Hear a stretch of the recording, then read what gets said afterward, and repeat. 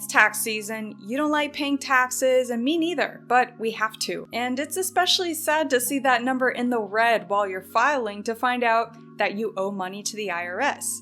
I'm honestly learning more about doing my taxes, and I'm no expert, but in today's video, we're going to be going over why I chose to pay my taxes with a credit card. I'll be laying out the pros and cons so then you can decide for yourself if it's a good idea to do it too. For some background, if you ever owed money to the IRS, you'll notice that there is a processing fee if you choose to pay with a credit card. There are a variety of processors to choose from, but we'll be choosing the one with the lowest fees, which is at 1.82%. And right, depending on your card, it might be worth it to just pay cash. But here's a story of what happened to me last year. So I do have a full-time job outside of YouTube, and though I do tax withholding, it was not enough for me to get a refund from the IRS this year. And after doing my taxes a few weeks ago, my husband and I discovered that we owe the IRS $5,000, which is a bit more than we expected. So we owe the IRS that much because we bought a house last year, and in order to get our down payment, we had to sell a bunch of stocks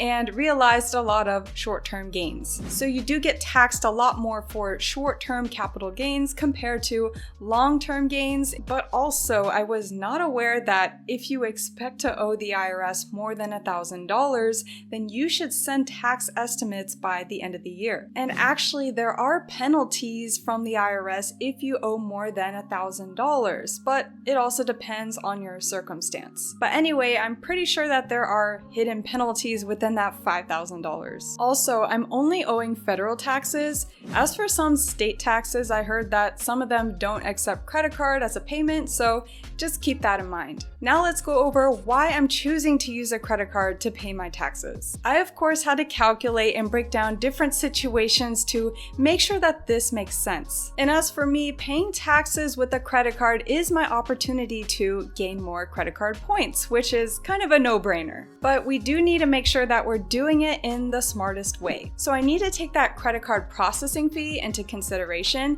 and I need to evaluate if the points I'll be making by paying my taxes make sense. So let's break that down into 3 different scenarios. Scenario 1, I can just pay my taxes with cash. I won't have any fees, but I won't get any credit card points. Scenario 2, using a credit card that I already own. An example of a credit card that I have that would probably gain the most points per dollar amount by paying my taxes is the Capital One Venture X. With this credit card, I would be getting 2 times the mile per dollar, and by paying $5,000 in taxes, I would make 10,000 miles. Capital One miles are valued at 1.85 cents per point, so I would be basically getting $185 worth of points. But then I do need to subtract that processing fee, and that would bring the grand total down to $91. So by paying with my Capital One Venture X, I would be getting $94 back. That redemption is okay, but I think we can do better. And then there is scenario 3. What if I apply for a new credit card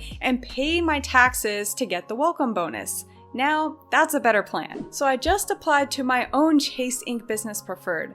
My husband got this card 3 months ago, and I did make a video on our experience, and overall we did like it. So go ahead and check that out. But this card has a great welcome bonus of 100,000 points, and there is a spending requirement of $8,000. In addition, I actually have a special case where I use my husband's referral link so he can get 40,000 extra points. So that's basically like getting 140,000 points back, so I'll be using this number to calculate the worth. Of course, $8,000 is a ton of money to spend, and without having to spend $5,000 in taxes, I don't think I would have had a need to purchase $8,000 worth of items. But I do have a shopping list, mostly new furniture for my house, and that can easily reach $3,000. So by combining my taxes with my house items, I am easily able to reach that $8,000 spending requirement. Now let's getting into the worth of the Ink Business Preferred credit card. So we are going to be looking at it in 2 different ways. One is the points per dollar value on just the tax taxes, and then we're gonna take the worth of the entire welcome bonus into consideration. So the first way to look at it is calculating the worth of spending on just the taxes.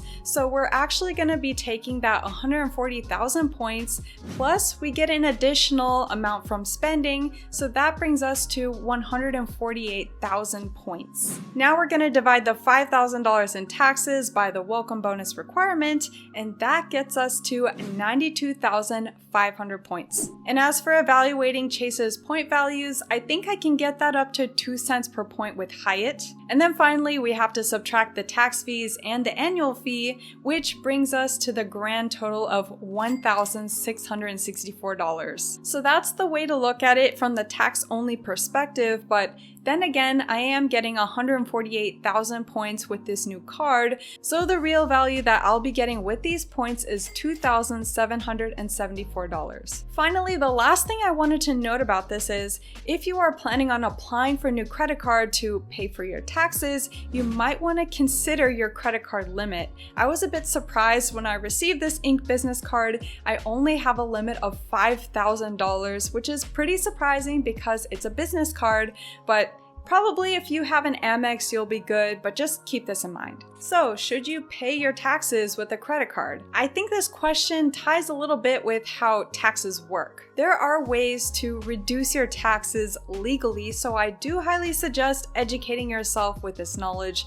And yeah, learning about taxes is not the funnest thing, but it is your money. For me, this year, I learned something about hidden penalties. I most likely got hit with some penalties last year because I didn't send my tax estimates. So it's these types of things where even if you pay your taxes with a credit card, if you pay penalties and fees, there is a certain extent to where the points can't save you. But all in all, what I can say is, if you can make your points worth it, if you know you'll be getting more points earnings than the fees that you'll be paying, and you know how to redeem your points at a high cent per point value, that can really save yourself a lot of money when it comes to redeeming those points. So that's the answer for you. Let me know, are you paying your taxes with a credit card?